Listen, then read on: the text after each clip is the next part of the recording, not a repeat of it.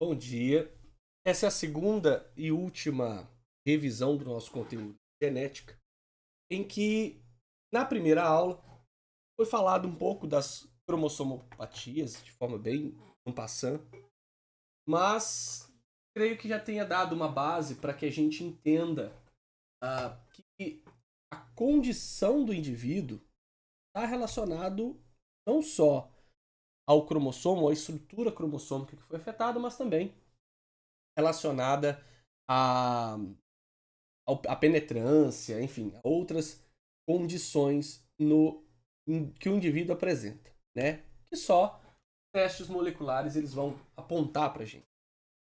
Então aqui vamos falar um pouco das bases das doenças que estão relacionadas aos cromossomos sexuais. Então, o que a gente sabe, o que a gente aprendeu sobre os distúrbios genéticos? Primeiro, a dosagem gênica ela altera qualquer região cromossômica ou genômica, provavelmente resultante de um erro na disjunção ou de uma questão de novo, mas que essa alteração ela resulta em uma anormalidade clínica, cujo fenótipo irá refletir uma haploinsuficiência, ou seja, expressão de apenas uma dose daquela área, ou com duplicações, uma superexpressão em um ou mais genes codificados. Segundo, a distribuição desses distúrbios de duplicação e deleção ao longo do genoma parece não ser aleatória. Embora para a meiose, a distribuição, né, no crossing over, as regiões, ela é aleatória.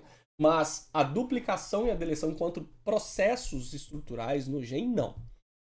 Os pacientes que portam o que parece ser a mesma deleção ou duplicação podem apresentar-se como uma gama de fenótipos variáveis que, embora nós tenhamos a,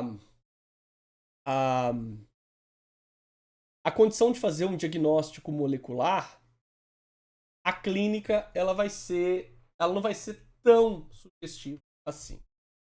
E sabe-se que no caso de uma anomalia idiopática, onde a deleção ou o rearranjo ocorrer, a gente tem ferramentas para saber isso, para determinar isso, mas a causa primária do evento ela não está bem determinada, ou seja, pode ser por fatores externos, tipo alimentares, medicamentosos, pode ser por questões hormonais na mãe, no caso da gravidez, enfim, existe uma gama de condições. E a maioria ocorre aleatoriamente sem mecanismo de descendência direta. Ou seja, de novo, os cromossomos sexuais e as suas anomalias, elas possuem padrões próprios específicos de herança, estão envolvidos na determinação do sexo primário, são estruturalmente sujeitos a diferentes formas de relação genética. A determinação do sexo. Homens com a síndrome de Klinefelter têm um fenótipo com 47 cromossomos, ele tem um duplo X. Mulheres com síndrome de Turner têm 45 com um único X. E esses achados, inequivocamente, ou seja, de forma mais certa, eles estabelecem o papel crucial do cromossomo Y no desenvolvimento masculino normal. Como vocês vão ver mais à frente nessa revisão, existem áreas, principalmente na região P do cromossomo, elas são responsáveis pela determinação primária do sexo masculino. GNFTD e o SRY são alguns desses genes. Fora a região AZF, que está controlando a produção e maturação dos espermatozoides, enfim. Então, além disso, em comparação com as consequências drásticas de econômica, esses cariótipos, eles destacam o efeito da variação dos homens. Então, o sexo cromossômico tem o sexo gonadal e nós temos a diferenciação específica do sexo e o sexo fenotípico. Então, o sexo cromossômico. E aí vem uma questão interessante, pode no primeiro momento ser estranho. O sexo cromossômico ele não garante o sexo gonadal. E o sexo gonadal não garante a diferenciação específica do sexo, muito menos o sexo fenotípico.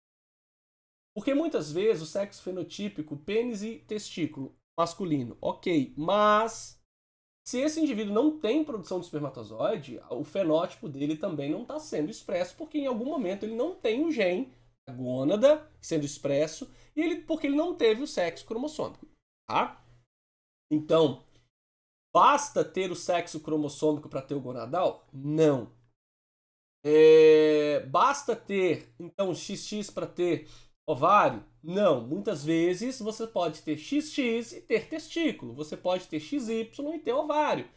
É o que vocês vão ver na frente. Como uma referência bibliográfica, peguem o livro de genética médica da 8ª edição,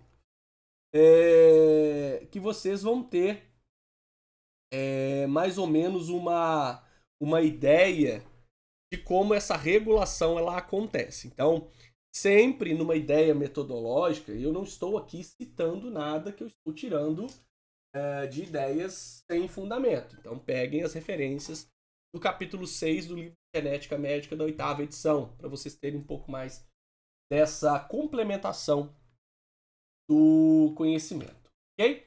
Então, embora os cromossomos sexuais eles desempenhem um papel determinante na especificação do sexo, alguns genes localizados em ambos os cromossomos sexuais e também nos cromossomos autossômicos estão envolvidos na determinação do sexo e subsequente de sexual. Então nós temos aqui uma ideia do cariótipo XY e o cariótipo X. Pessoas fizeram um bandeamento G, pessoas, digamos assim, cariotipicamente normais. O cromossomo Y, ele foi determinado, o papel do cromossomo Y no desenvolvimento sexual, ele foi determinado tanto no nível molecular como no genômico. É um cromossomo de poucos genes. Na meiose masculina, os cromossomos X e Y normalmente emparelham por segmentos nas extremidades de seus braços curtos e passam por recombinação nessa região. Qual região? Pseudo-autossômico. Um segundo segmento menor, pseudo-autossômico, está localizado nas extremidades distais Q e YQ. E se nós molecularmente estratificarmos o cromossomo X, ou cromossomo Y, perdão, ele tem essas regiões. A região pseudo-autossômica lá em cima, abaixo dessa região, o gene SRY, e a deleção dessa região, ou a deleção desse gene, está relacionado a uma disgenesia gonadal de X, ou seja, distúrbio no desenvolvimento sexual. Abaixo do centrômero, e é uma região grande, nós temos uma região chamada de complexo AZF, onde nós temos os genes AZF-A, AZF-B e C. Eles estão relacionados à produção de espermatozoide, quando deletadas, a zoospermia. E, em comparação com o cromossomo X, o Y ele é pobre em genes e contém menos de 100 deles. E, notavelmente, as funções de uma elevada proporção desses genes estão restritas ao desenvolvimento da gônada e da genitália. Então, se o gene DAS está deletado, ele também afeta a esterilidade. Microdeleções em AZF, AZF-A, B e C também estão relacionadas à infertilidade. E às vezes a pessoa só descobre isso na fase adulta.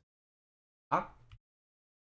Então, aqui começa a nossa discussão.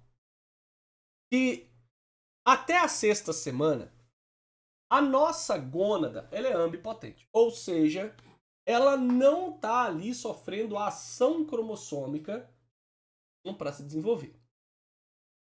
Apenas a partir da sexta semana, com a ativação de uma cascata gênica, que não só é sexual, mas também ela é autossômica, OXP2, enfim, outros genes, por ação do gene TDF, uma sigla em inglês, o FDT, que é o fator de ciclo, e o gene SRY, contidos no cromossomo Y, por ação gênica, a gônada ambipotente envolve testículo, genitália interna e externa masculina. Na ausência do Y, onde eu tenho apenas 2 cromossomos X, sendo que um vai ser o corpúsculo e o outro funcional, eu tenho o desenvolvimento no ovário. Então, XX, ovário, vagina, útero, XY, eu tenho testículo, próstata, enfim, vesícula seminal, enfim. Então, o gene SRY, ele determina a diferenciação das cristas intestinas à medida que promove a regulação de outros genes. O SOX9, está no 17, traduz o fator de transcrição SOX9. Determina também a diferenciação de testículo durante a embriogênese. Mas o SOX9 só ativa e regula se o SRY estiver na jogada. O DMRT1 auxilia o desenvolvimento do fenótipo sexual XY, mas também eu preciso do SRY lá em cima. O WNT4, ele... se o SRY não estiver presente, esse gene ele não vai ser silenciado. Logo, ele vai induzir o desenvolvimento para gônadas como se a pessoa tivesse um fenótipo XX. O RSPO1 é um gene que está no autossomo 1, promove a diferenciação da genitália XX. Então é o seguinte, o desenvolvimento em ovário ou testículo é determinado pela ação coordenada de uma sequência de genes em vias balanceadas, finamente, que levam ao desenvolvimento de ovário quando nenhum cromossomo X saudável está presente. Mas inclina para o lado do desenvolvimento testicular quando ele está presente. Então, o gene TDF, que é o fator de desenvolvimento do testículo, desvia o desenvolvimento para a via masculina. Logo, se não há Y, você tem ovário já na oitava semana.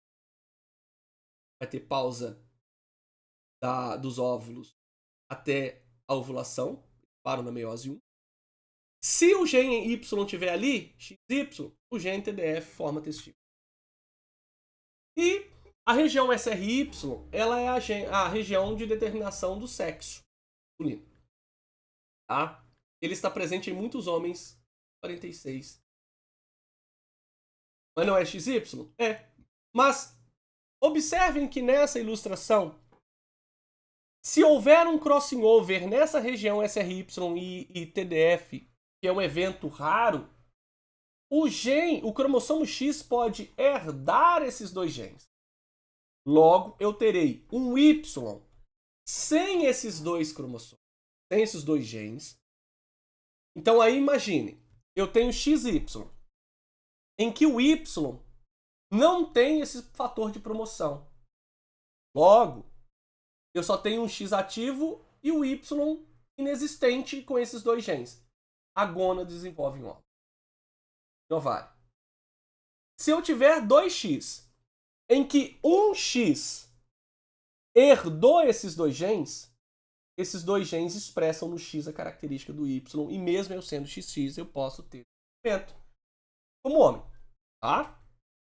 Então, fora que outras microdeleções nessas regiões podem também causar azospermia. Tá? Então, a aneuploidia do X é a mais comum. Tal fato pode ser explicado pela inativação de um dos X. Então, todo cromossomo X extra, tanto em homens como mulheres. Ah, mas homem, Rafael, não tem cromossomo X extra. Tem. Se a gente tiver duplicação do X. Esse X extra, ele é inativado.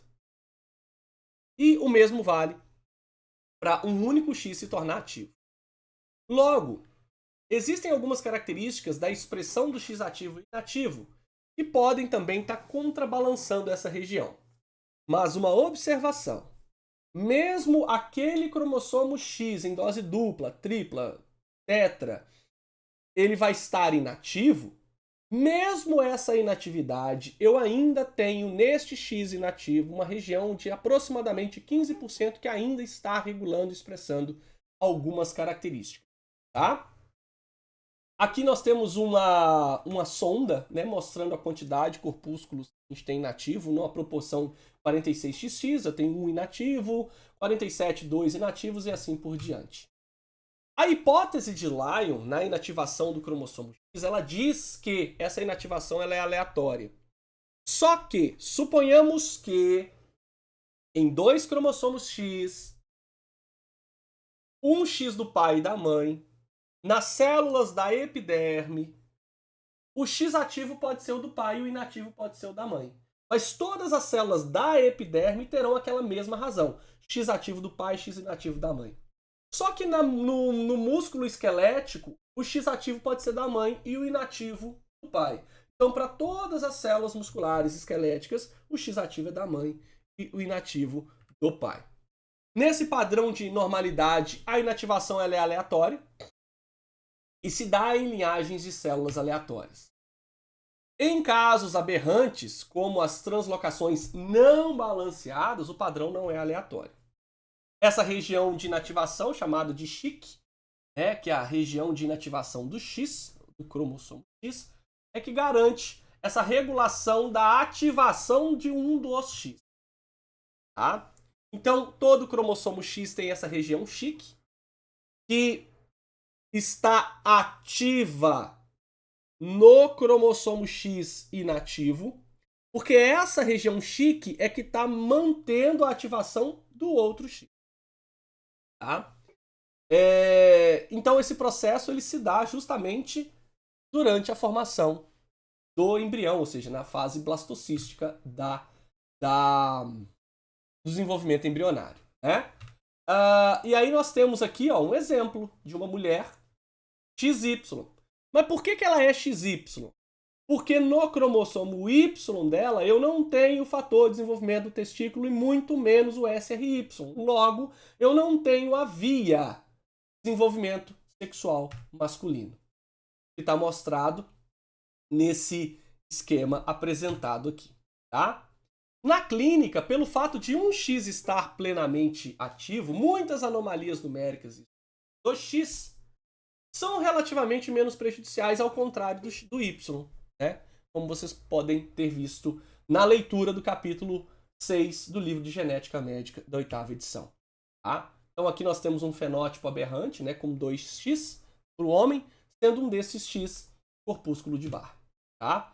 Pausem o vídeo e vejam o que cada um desses genes faz e onde eles estão. Então vocês vão ver que tem vias sexuais e autossômicas nessa regulação.